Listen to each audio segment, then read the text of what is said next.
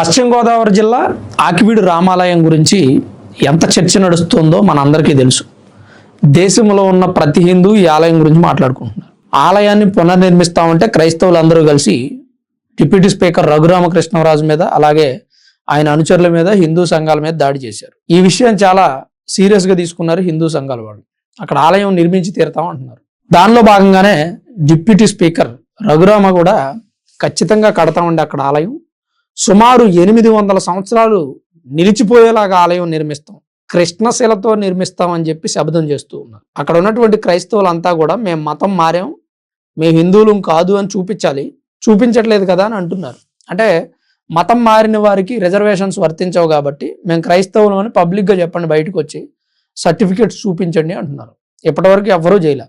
అయితే అక్కడ ఆలయాన్ని నిర్మించేదే అంటున్నారు. ఎందుకు అంటే ఇది రాజ్యాంగ పరంగా చర్చి కానీ, ఆలయం కానీ, మసీదు కానీ నిర్మించుకునేటువంటి సందర్భంలో స్థానికుల అభ్యంతరం మేరకో లేదా స్థానికులు ఇబ్బంది పెడుతూనే తప్ప కన్స్ట్రక్షన్ ఆగుతుంది, కానీ లీగల్గా ఎక్కడా కూడా కన్స్ట్రక్షన్ ఆపేటువంటి పరిస్థితి లేదు. అందుకనే మన దేశంలో ఇన్ని చర్చిలు వచ్చాయి. గుళ్ళు అంటే గుడుల గురించి కూడా అడుగుతారు మీరు, మరి ఇన్ని గుడులు ఎలా కట్టారని. గుడులు ఈ రోజు కట్టలేదండి, అఖండ భారతదేశం ఉన్నప్పటి నుంచి ఉంది. ఈ భూమి మీద భారతదేశం ఎప్పటి నుంచి ఉందో అప్పటి నుంచి గుళ్ళు ఉన్నాయి.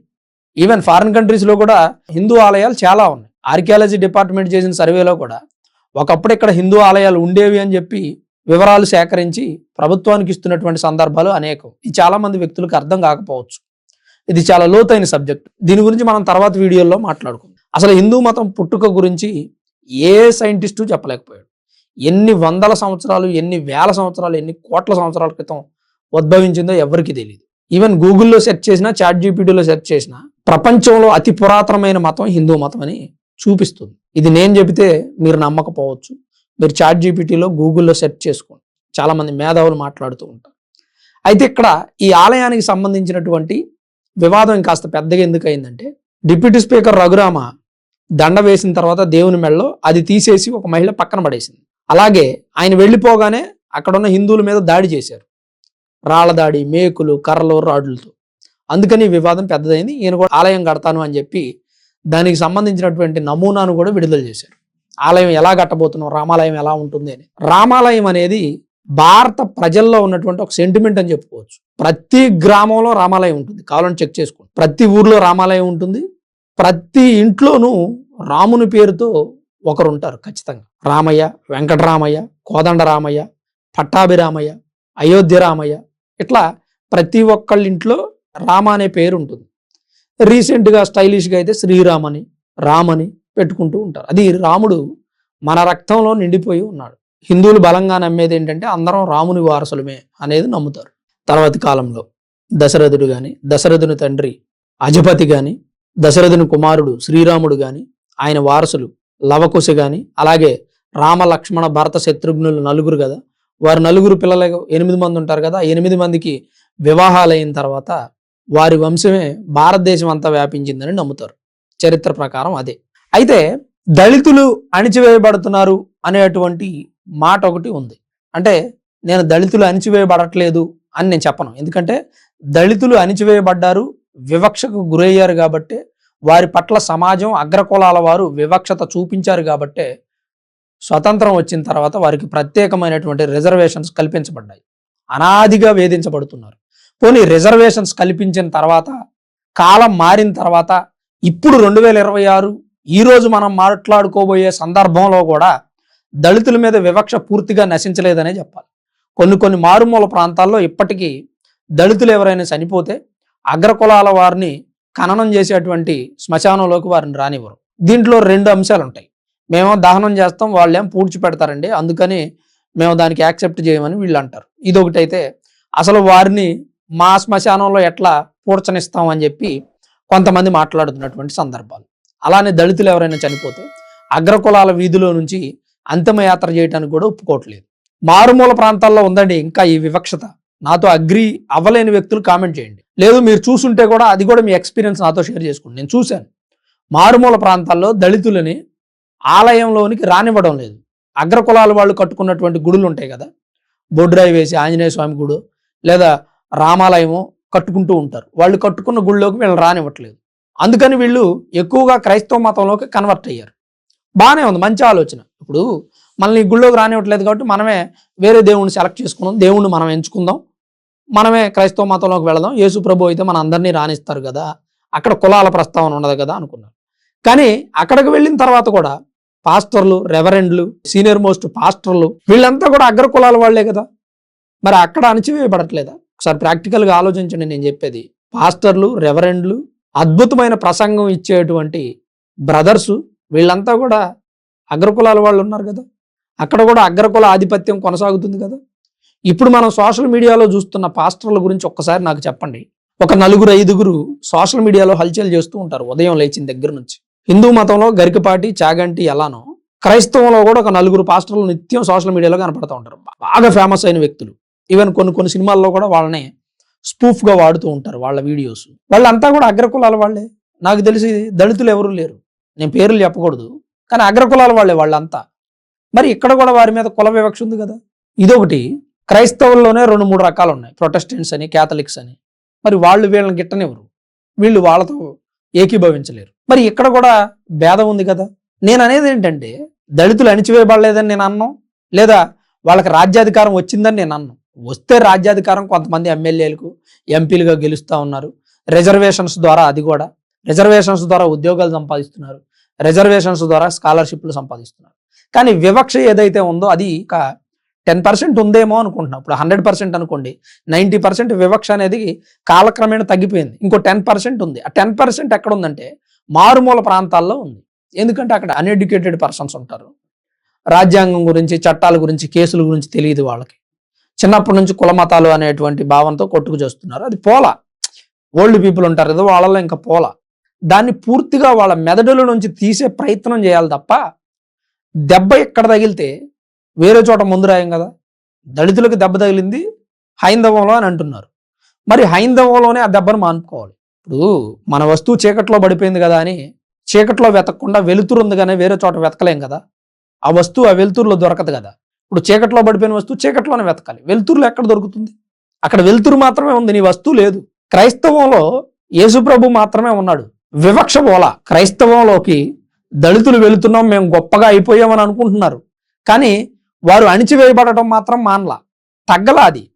అది తగ్గాలంటే మొదట మీరు ఏదైతే కోరుకుంటున్నారో హైందవంలో, ఇప్పటికే హైందవంలో బీసీ పూజారులు ఉన్నారు, ఎస్సీ పూజారులు ఉన్నారు. కేంద్ర ప్రభుత్వమే పూజారులకి ఈ వేద పఠనం నేర్పిస్తూ ఉంది, వాళ్ళని పూజారులుగా రిక్రూట్ చేసుకుంటూ ఉన్నారు.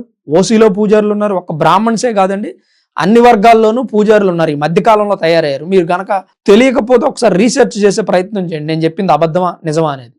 వేద పాఠశాలలు కేంద్ర ప్రభుత్వమే నడిపిస్తుంది, అందులో కులంతో సంబంధం లేదు, అందరికీ కూడా వేద పఠనం నేర్పిస్తుంది. వారు అందులో ఉత్తీర్ణులు అయితే పూజారులుగా రిక్రూట్ అవుతారు. అది ఒక కాన్సెప్ట్, దాన్ని పక్కన పెట్టేద్దాం. ఇప్పుడు ఈ రామాలయం విషయానికి వద్దాం. ఆకివీడులో జరిగిన రామాలయం ఘటన. అక్కడ పురాతన కాలమైనటువంటి రామాలయం ఒకటి ఉంది, బ్రిటిష్ కాలం కంటే ముందు నిర్మించబడింది. బ్రిటిష్ వాళ్ళే దాన్ని రామాలయంగా రిజిస్టర్ చేశారు. ఆ రామాలయం కాలక్రమేణా పాడుపడిపోయింది. ఇప్పుడు అక్కడ రామాలయాన్ని నిర్మిస్తాను అంటుంటే వద్దని వారిస్తున్నారు. ఎవరు వారిస్తున్నారు? క్రైస్తవులు. క్రైస్తవుల వెనకుండి నడిపిస్తుంది ఎవరు? పాస్టర్స్. పాస్టర్స్ అంటే కూడా క్రైస్తవులే, కానీ పాస్టర్స్ అంతా కూడా ఎంతో కొంత డబ్బు కలిగిన వ్యక్తులు. వాళ్ళు అవసరమైతే రేపు పబ్లిక్ గా బయటకు వచ్చేసి మేము క్రైస్తవులం, మాకు రిజర్వేషన్స్ వద్దు, తీసేయండి అంటారు. మరి ఒక పాస్టర్ 100 మందిని సంఘస్థులను మెయింటైన్ చేస్తాడు. ఆ పాస్టర్ ఏం చెప్తాడు? రిజర్వేషన్ తీసేసినా అతనికి పెద్ద సమస్య లేదు. కానీ ఆ 100 మంది సంఘస్థులు ఏంటంటే ఆ పాస్టర్కి దశమ భాగాలు ఇచ్చి అతన్ని అభివృద్ధి చేశారు. అతను ఈ రోజు రిచ్ అయ్యాడు. కానీ ఈ 100 మంది సంఘస్థులు పాపం పేదోళ్లే. వాళ్ళు గవర్నమెంట్ ఇచ్చేటువంటి రిజర్వేషన్స్ బ్రతుకుతున్నారు.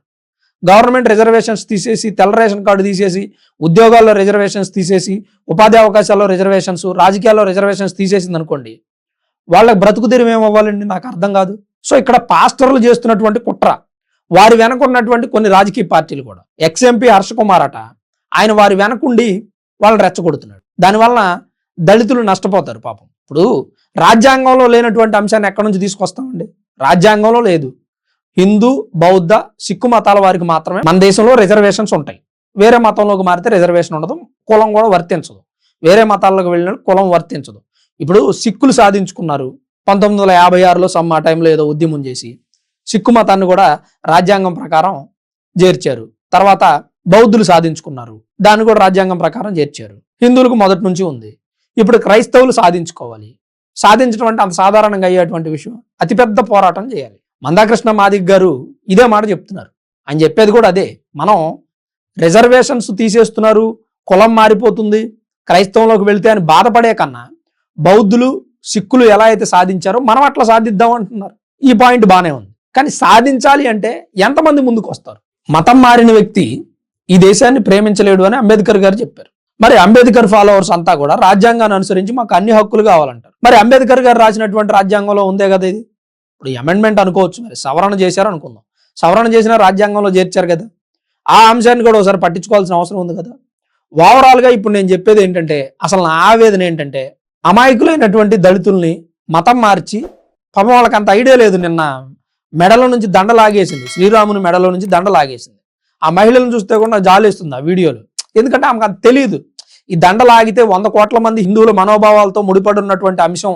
సాక్షాత్తు ఈ దేశ ప్రధానే హిందూ, అలాగే రక్షణ రంగానికి సంబంధించినటువంటి ఆయన హిందూ, హోంమంత్రి హిందూ, ఈ దేశాన్ని పరిపాలిస్తున్నటువంటి వ్యక్తులు హిందూ, 100 కోట్ల మంది హిందువులు ఉన్నారు ఈ దేశంలో.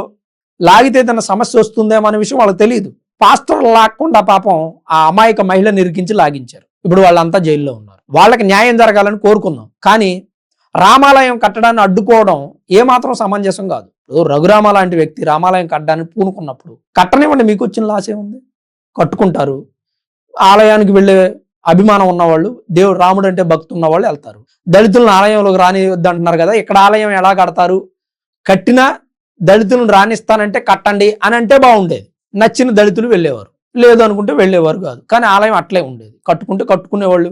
ఒకవేళ ఎవ్వరూ ఆలయానికి వెళ్ళలేదనుకోండి, ఇప్పుడు ఈ ఆలయం ఎలా అయితే పాడుపడిపోయిందో, రేపు కట్టే ఆలయం కూడా ఒక 100 సంవత్సరాల తర్వాత పాడుపడిపోద్ది.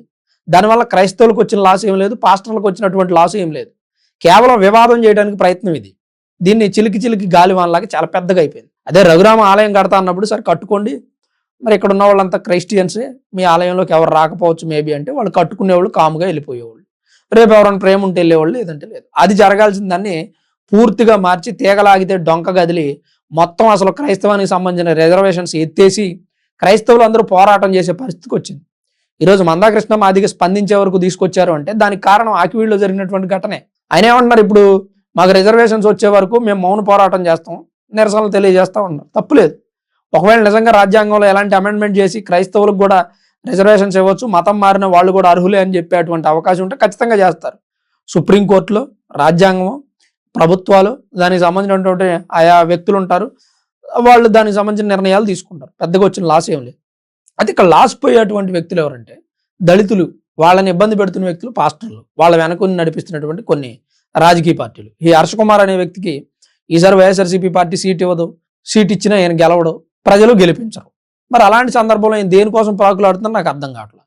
పాస్టర్ ప్రవీణ్ అనే వ్యక్తి యాక్సిడెంట్లో చనిపోయాడని చెప్పి అన్ని ప్రూఫ్లతో సహా చూపిస్తుంటే లేదు చంపేశారని ఈయన చెప్తాడు. ఆయన చనిపోయిన స్థలంలోకి వెళ్ళి ఆయన ఏ రాయి మీద అయితే పడి చనిపోయాడో ఆ రాయికి పూలదండేస్తారు. మరి ఇది ఎక్కడ ఆశ్చర్యకరమైన ఘటన నాకు అర్థం కావట్లేదు. ఇప్పుడు ఆయన చనిపోయారు, ఆయన వర్ధంతి రోజు ఆయన సమాధి వద్దకు వెళ్ళి పూలమాల వేస్తే బాగుండేది. కానీ చనిపోయిన స్థలంలో ఆ రాయికి పూలమాల వేసి నివాళులు అర్పించడం నాకు ఇదంతా కూడా పొలిటికల్ గేమ్. ఇది క్రైస్తవుల ఓట్ల కోసం, దళితుల ఓట్ల కోసం ఆడుతున్న గేమ్ ఇది. ఇక్కడ అణిచివేయబడిన దళితులకు న్యాయం జరగాలి. అలానే దళితులంతా కూడా ఒక ఎజెండాతో ఉండాలి. రాజకీయ నాయకుడు, రాజకీయ పార్టీ ఉసుగొలిపిందను, లేకపోతే ఒక పాస్టర్ ఉసుగొలిపాడని కాదులే, కానీ దళితులు ఒక ఎజెండా తీసుకుని మీరు దేవుణ్ణి నమ్ముకుంటే నమ్ముకున్నారు, కానీ రాజ్యాంగ పరంగా జరిగేటువంటి కార్యక్రమాలని ఇబ్బంది పెట్టకుండా ఉంటే బాగుంటుంది అనేది నా అభిప్రాయం. మరి అసలు మీరేమనుకుంటున్నారు? మీ అభిప్రాయం ఏంటి? ఆకివీడు రామాలయం ఘటన చిలికి చిలికి గాలివాన్ లాగా పెద్దగా అయిపోయింది. దీని మీద కూడా మీ అభిప్రాయాన్ని తప్పకుండా కామెంట్ రూపంలో రాయండి. Thanks for watching this video. This is Ram signing off Sunraj studios.